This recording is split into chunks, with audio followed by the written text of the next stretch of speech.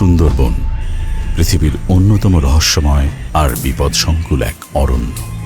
এখানে প্রবেশ মানেই মানুষের সবচেয়ে বড় শঙ্কার নাম রয়্যাল বেঙ্গল টাইগার।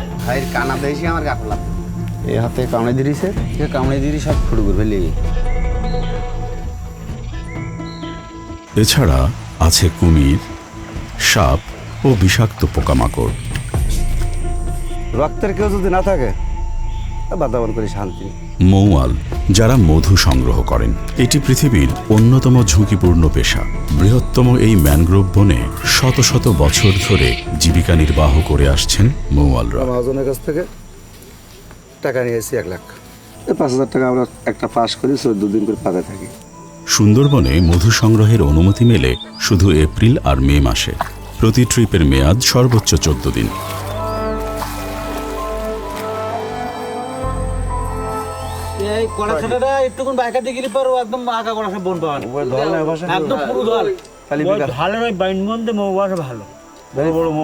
বিকালবেলা যাওয়া যায়।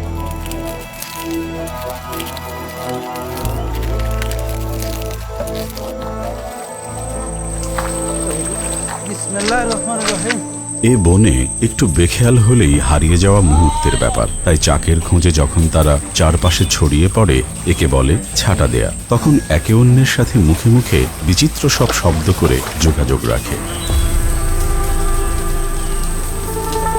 মৌচাক পাওয়ার পর মৌয়ালদের প্রথম কাজ হলো কাঁচা পাতার ধোঁয়া দিয়ে কারু দেয়া। আর ধোঁয়া বাড়তে থাকলে মৌমাছিরা ভাবে চাকে আগুন লেগেছে, তাই নতুন আশ্রয় খোঁজায় ব্যস্ত হয়ে পড়ে তারা। আর ঠিক তখনই সুযোগ পায় মৌয়ালরা।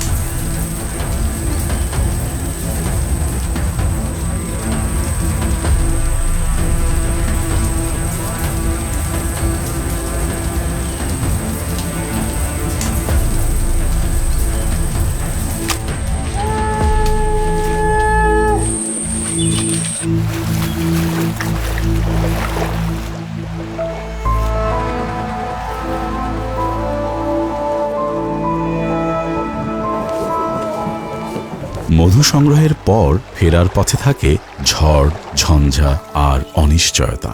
যখন তখন শেষ হয়ে যেতে পারে সবকিছু। একসময় এই অনিশ্চয়তাই ছিল মৌয়ালদের নিত্যসঙ্গী। ও টুরিস্ট রিপোর্টের সাথে দেখা হইল, তো ওরা 20 কেজি মৌ নেছে।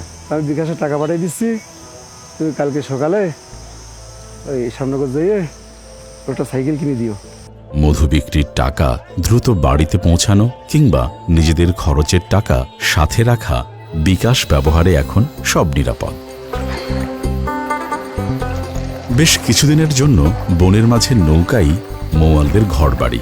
নাওয়া খাওয়াও সব একসাথে। আসে নতুন দিন। ভয়, আতঙ্ক আর আশঙ্কাকে সঙ্গী করে চলতে থাকে মধু আহরণ।